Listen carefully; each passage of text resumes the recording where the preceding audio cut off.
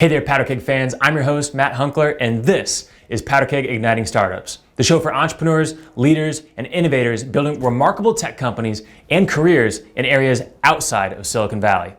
Today is all about talent, how to attract it, how to retain it, and then how to cultivate it to build your team. Let's get started.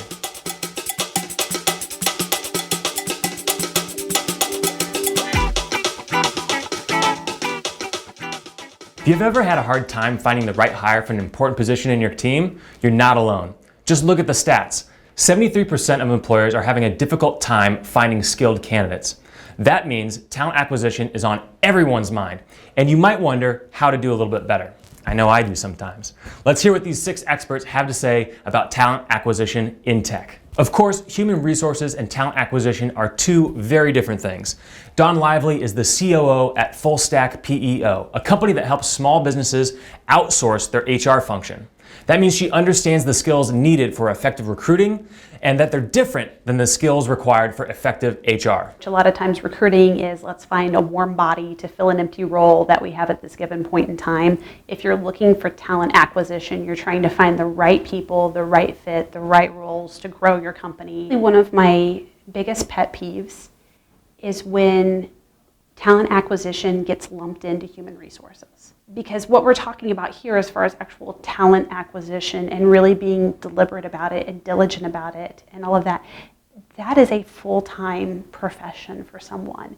And it sometimes takes a very different skill set than a human resource professional who may be handling benefits claims issues, maybe a strategic HR person that's trying to help with organizational development. Every position interlines and is interwoven together very well. But when you take an HR professional and you say, oh, here, go do recruiting, I think that's doing both your talent acquisition a disservice and your HR professional a disservice. Someone in charge of hiring needs to be keeping an eye on new resumes, portfolios, getting to know people quickly, and those capabilities may not be part of a general HR employee's strongest skill set. That's why distinguishing the 2 at your business could be a key to better talent acquisition. And of course, talent acquisition is more than just recruiting. You have to have a system. Karen Saqueta is the Vice President of Talent at Element 3, an agency that prides itself on the ability to make brands stand out in order to drive company growth. Here's Karen sharing how the entire process of talent recruiting needs to be considered.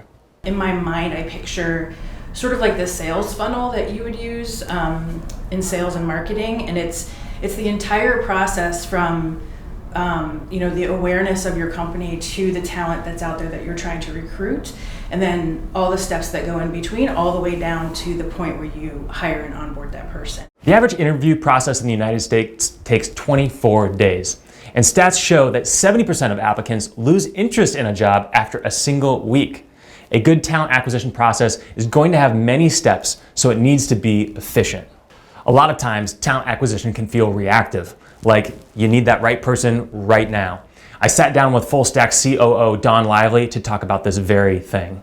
Talent acquisition strategy is about having your roles defined, your roadmap of based on our growth. Say you're a startup and you're growing an emerging company. What roles are you looking to fill this year, next year, the year beyond? What are the hard skills and the soft skills that you need for those people? But also then where do you see those roles and those people evolving as time goes on? And it's about having a bigger map than to just, oh, okay, right now today I need a person to focus on my web content strategy. Looking ahead to what the future of a vacant position looks like will help you place talent today that can grow with your company tomorrow. How many times have you done something outside your job description? Consider what additional strengths your new hire will need in the future and try to find them now. When you post a job to look for that next new hire, of course applicants are always going to research to learn about your brand and about your company. 84% of job applicants said the reputation of a company is important in their decision to join the company. Here's what Jacqueline Cooley, who leads HR and talent acquisition at DriverReach, had to say about promoting your brand to a potential employee. So first you have to figure out what you're hiring for and figure out where those people hang out. Now it's where they hang out online. So I've hired for a lot of different roles. For example, say you're hiring in sales. Where do those people hang out and what kind of message are you trying to portray to them? And first of all, what exactly are you trying to hire for? So first you figure that out, then you figure out where they hang out online, and then you go find them. And that sounds really simplistic, but as long as everything that you're saying matches up with the brand that you're portraying for your company online, then you're gonna have some success. It might seem obvious to make sure that recruits can find information about your company, but a lot of times it just doesn't happen. And if they can't find that information, data shows that 37% of candidates will just ignore the job posting completely. If you're trying to hire new talent at the moment, you may find out that your favorite candidates get snapped up for other roles before you can hire them. The market is hot right now. And Mike Seidel is the COO and co-founder of the recruiting platform Work Here. And he's shared a little bit of his market insight about why hiring is such a challenge at this specific time. So in our world, there's kind of two sides to it. We get to see a lot of our customers and how they recruit. We also have our own internal recruiting and how we do it. And what we've learned from working with companies that we have with Work Here is speed is underrated. One of the biggest mistakes that companies make is they go slow when they recruit. And if you're dealing with a market, if you look at unemployment, let's say it's 2.8%, that means there's not a lot of available people out there. And the best people, it doesn't take long in an interview process to realize I've got a good one here. And what happens with the best people is they go interview 2-3 times and start getting offers. And so if you go slow and you're not making an offer quickly, your chances of getting the best talent go down dramatically. Technology is drastically improving the talent acquisition process. And some of the key processes like job posting or resume collection and screening are completely automated. That saves hiring committees time so they can focus on finding the right fit among all of their options. Part of what makes talent acquisition a challenge for so many companies is all of the necessary steps. Either you include too many steps or you may leave some critical ones out. And it may seem silly, but a lot of times these are essential. Chief Client and Marketing Officer of Work Here, Chad Fife, described the common talent acquisition steps that their clients take, including which ones not to miss. The steps, number one, would be defining the knowledge, skills, and requirements of a job. What does a job require? Now, a lot of companies don't do that. They just say, I need a salesperson. Well, is it a SDR? Is it a account manager? Different skill sets. So I would say it starts with understanding the job, and that's what the recruiter needs to do. The next step is where are you going to find people? So to source candidates for that finely tuned job role, job description, that, by the way, can take 3 months to do well, and companies pay $25,000 per high volume role to assessment companies, that's the word I came from, to make sure that they've diagnosed and captured the skills and requirements and knowledge needed to succeed in that role. So, define the role, not a lot of companies do that. Source the talent, that's very hard to do. And then screen and interview. There's a whole science to that. There's something called adverse impact, which is, do the types of screening activities or tests or questions, do they adversely impact a certain population? Do they adversely impact females? Do they adversely impact minorities? There's a way to do screening and selection that is right for the company and for the industry. And then I would say, let's onboard them and make sure you do a good job in the first. There are stats out there that say when you don't meet with your manager and have a real, genuine, authentic conversation on day one, there are stats that show that you will leave the company.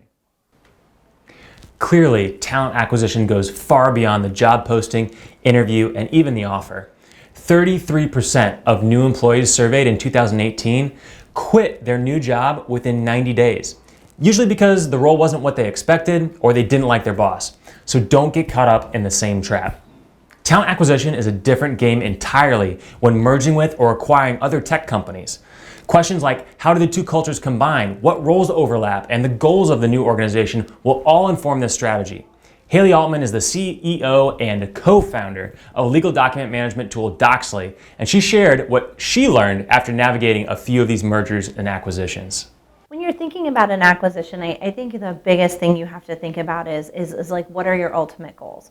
So if your goal is to just kind of exit your business and kind of move on and go to the next place, then it's a different type of deal. But if you're trying to kind of build your business and combine with another company to see how that now combined product is going to go forward, there's so much more you have to think about. So you need to understand what the executive team at the new company is like. How do they instill culture into their people? Like, it's so important, because if you guys don't have values, you don't have to have necessarily the exact same values, but if you can't understand like kind of what their values are and find some way to have alignment, it's going to make for a really difficult transition, especially if your entire team is going on. So you want to understand, when you position yourself for an acquisition, like, what's your expectations? Do you expect that the new company is going to hire everyone that's going to be on your team? And do you understand, are you going to have to move cities? Are you going to stay where you are? There's so many things that can change the dynamic of like how things can happen once a deal is done. Only 70 to 90% of mergers and acquisitions are actually successful. And one of the biggest drivers of failure is culture and turnover. As Haley discussed, tech talent acquisition and retention during a merger has to be approached with a lot of strategy to keep the business strong. Before you land your dream candidate, you need to do a fair amount of legwork. Dawn Lively is here again to talk a little bit about why your company needs to prepare for an interview process in the same way a candidate would. You need to do your background work, have your values in place, have your job profile established, do your background work before you just try to find a person to fill a seat, so that they know what they're coming into. It's as much about finding a fit for them as it is a fit for your company. So in summary, of course, talent acquisition is about much more than just sitting down for interviews. It's a holistic process that needs every little piece in the right place, from the first phone call to the job offer and beyond. Finding the right person takes time, but it can't take too much time. You have to balance your needs now and in the future with what the talent market demands. That's it for today's show. Thank you so much for listening and or watching, and a big thank you to all of our experts on the show today. For links to their social profiles and the resources mentioned in this episode, check out the show notes on powderkeg.com. And to be among the first to hear the stories about entrepreneurs, investors, and other tech leaders growing remarkable companies outside of Silicon Valley, subscribe to us on iTunes at powderkeg.com/iTunes. Catch you next time on Powderkeg Igniting Startups.